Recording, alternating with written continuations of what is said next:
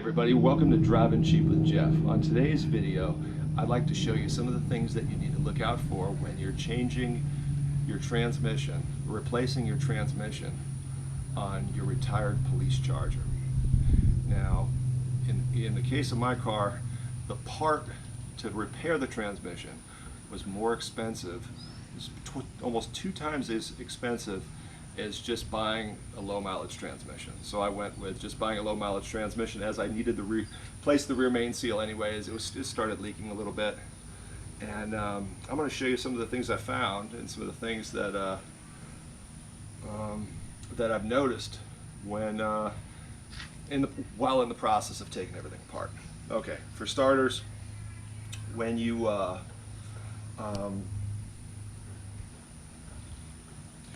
disconnect your transmission lines, you need to, if you don't have line wrenches, take a 15/16 wrench and cut a slit in it, just like that.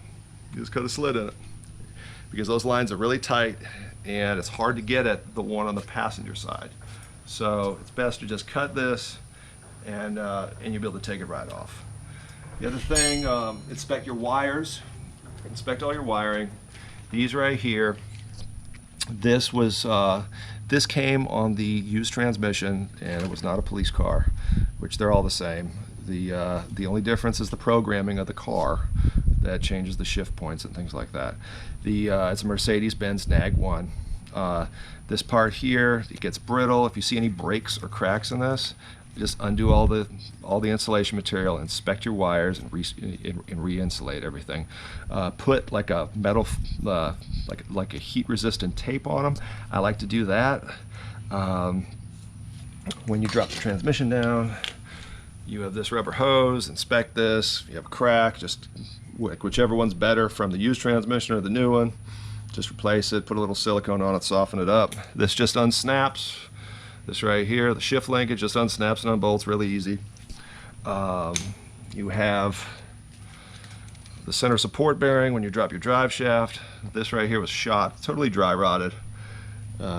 So I replaced it, $78, O'Reilly Auto Parts. Oh yeah, right here you can see it was all deteriorated. I went aftermarket on that. I just ordered a set of these rubber bushings.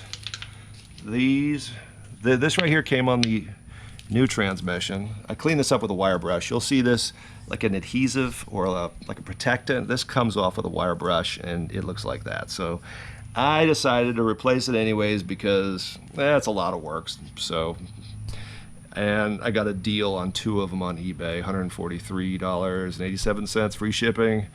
Can't beat that. Got 2 of them coming.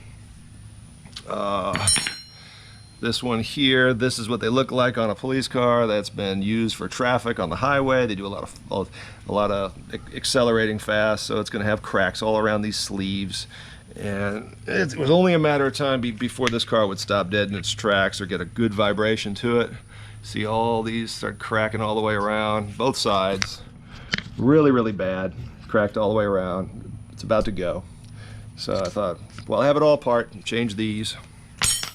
Your dipstick tube, I was told don't bother changing that out. It's fine. I've got 2 dipsticks, so if one of them starts leaking, I can always pop the other one in.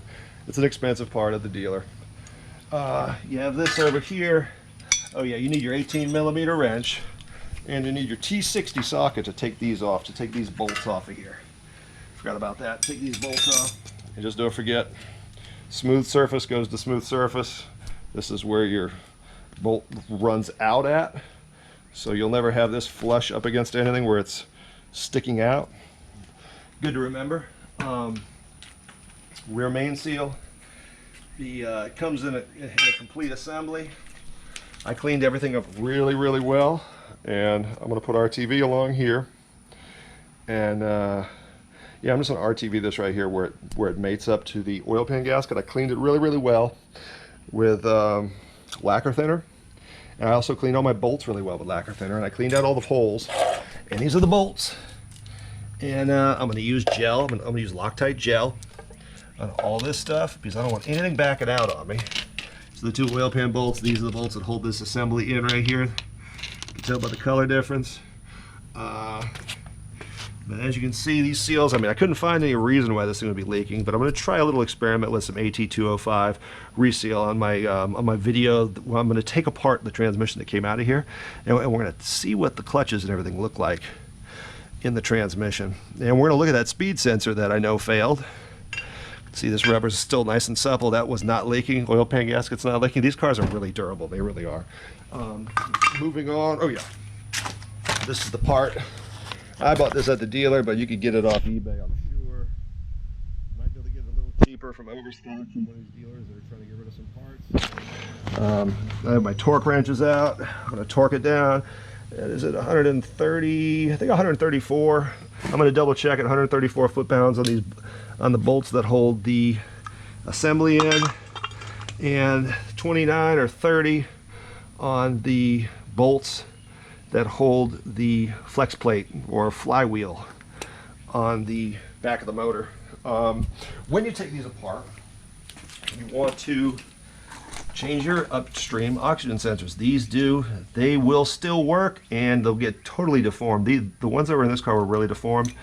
The police package takes the 23159 NTK. These were the only ones that would work for this car. They already have an anti-seize on them built in. I'm only doing the upstreams. I didn't have any codes. Downstreams are easy to change. I'm going to show you what we, oh yeah, the drive shaft. It's really easy. Oh yeah, I already showed you the drive shaft. We're going to come around here. Here's my new transmission. Filter looked good. Had an original Mercedes-Benz filter still in it. It just really didn't have a lot of metal shavings in it. Just really, really looked good. These are the wheel speed sensors right here. I changed these hoping that they would fix the problem, because the car was going into limp mode halfway to work. It would just go into limp mode. It would shift fine, and I thought it might have been one of these were failing, because this car does have slip control, so you do have speed sensors in the rear. That was not the case. Didn't care. $50. Good to go. I'm going to show you under the car what I do to show you under the car what I like to do while I have the transmission off, because it's so hard to get to these wires with the transmission up in here. And I have some extra lighting. Here we go. Better lighting here. So all your wiring up here runs all the way up to the right side, top of the firewall. You really want to go through these wires and really check them out closely. I put this extra insulation, and I did unwrap my wires and rewrap them with electrical tape to inspect for any kind of breaks or cracks. And then I put this wire insulation material on it, which I really like to use whenever possible. And make sure that you put your ground wire up here too. There's a ground wire that attaches up here. You should get everything all lined up well. I'm using a 450-pound Pittsburgh transmission jack, which you raise up and down with a half-inch ratchet. It actually works really well. You just have to get the car up high enough. You have to get the car up high enough to fit everything in and out. And you have to get your passenger side wheel off, or else it won't fit. Thinner, and I'm going to slide all this right on here, torque it all this back, let it dry. But all this wiring here, it's all in good shape now. I have to make sure, because you will get gremlins out of these wires here. It gets hot. That's why you want to insulate it. Make sure you don't crack any wires, don't bend them or break them, bend them around too much. And it's a lot easier to replace all these, to change these two bushings out, like I have everything apart. Much easier. Probably going to do the rear differential oil again. Dodges have a pretty frequent, I think it's 30,000 miles you do the oil in the rear end, full synthetic fluid. The torque converter just goes flush. Just lock this in until it goes flush. This is the one that came with the salvage yard transmission, and have all the bolts and everything in the holes. Good to go. I don't have a lot of space to work with, but I make it work. I do what I have to do. And in a later video, I'm going to take this transmission apart, and we're going to look inside. Take the parts. I'll probably take him to an expert, ask him his opinion on everything. This transmission still worked. Just had some electronic issues. It just was not cost effective to fix this transmission. But all